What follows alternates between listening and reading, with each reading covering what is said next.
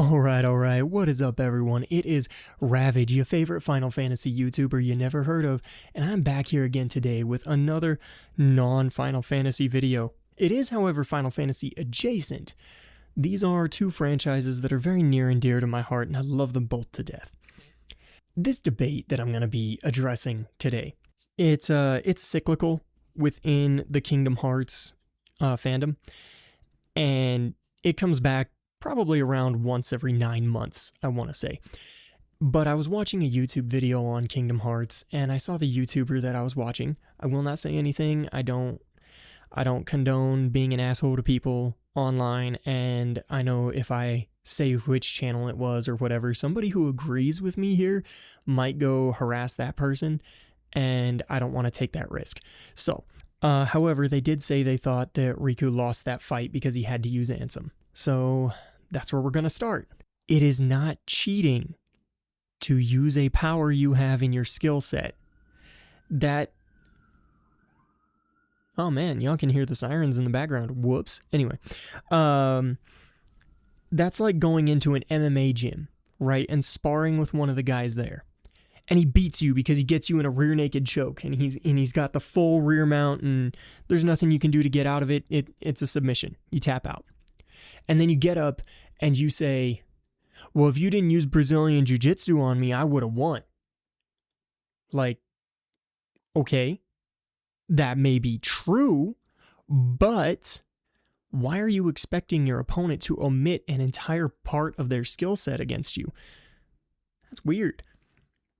And if you think that darkness is not Riku's power, I'm going to point you to this scene in Chain of Memories between Riku and Kairi, where Riku accepts the darkness as his strength.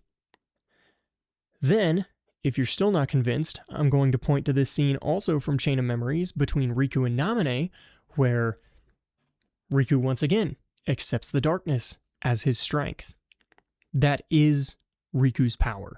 Transforming into Ansem is not cheating. Now, then there's the allegations that Riku needed Ansem to beat Roxas, and I feel like everyone who says that just didn't even watch the fight. Like, you guys didn't even see the fight between Roxas and Riku, because right here, the fight's over.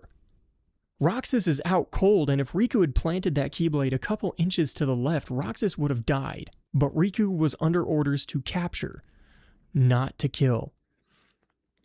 That was very much an I could have killed you moment before Riku transformed. Then, Roxas chose to get up and continue to fight somebody who had just knocked him out cold. Anything that happens to Roxas from that point on is his fault. And I don't know how many of you guys might follow combat sports or have been in a real fight yourselves, but typically, when somebody gets knocked out, the fight's over. It's done. You lost. So, we've got one time and two times that Roxas ended up unconscious on the ground, unable to continue to fight. When did that happen to Riku? Riku got knocked on his ass twice, and Roxas was like, I beat you. Like, no, you didn't. He was still conscious. He was still able to fight. The fight wasn't over. Anyway, then there is the fact that let's throw you a bone. Let's throw you a bone and say he needs Ansem to beat Roxas. He needs Ansem to beat a dual-wielding Roxas while he is barehanded and blindfolded. Because when both of them had a single Keyblade, while Riku was still blindfolded, by the way, Riku won. In a way that put him several weight classes above Roxas. We'll get into that in a sec. So, that doesn't exactly prove much, and if you think the blindfold doesn't hinder Riku's sight, I'm going to point you to this scene from 358.5 Days, where Riku lifts up his blindfold to see what Shion looks like. He factually can't see behind that thing. So maybe it's not a massive nerf, but it is still a nerf.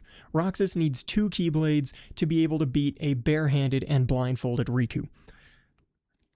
That said, here's the demonstration that Riku is several weight classes above Roxas. Did you catch it? No? I don't blame you. Let's watch it again. Did you catch it that time?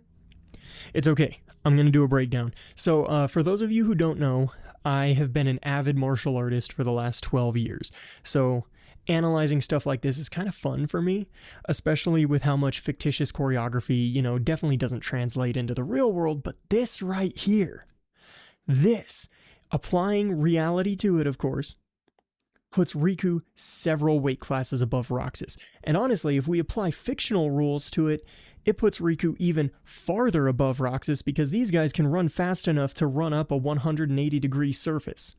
You know how fast you have to be moving for that? Anyway, so right here, Riku is on his ass. Riku has no base. He has no balance. More importantly, he is currently unarmed. The Oblivion is not far from him. It is right next to him. However, it is not in his hand. That's important. Then we have Roxas. Roxas is standing maybe 2 body lengths from him with a weapon in hand, a weapon that has been demonstrated very efficiently by this point, very effectively by this point, to be a lethal weapon. It is about 3 feet long. Roxas only has to cross maybe 4 feet of distance to close out this fight in a straight line. Just done. Fight's over.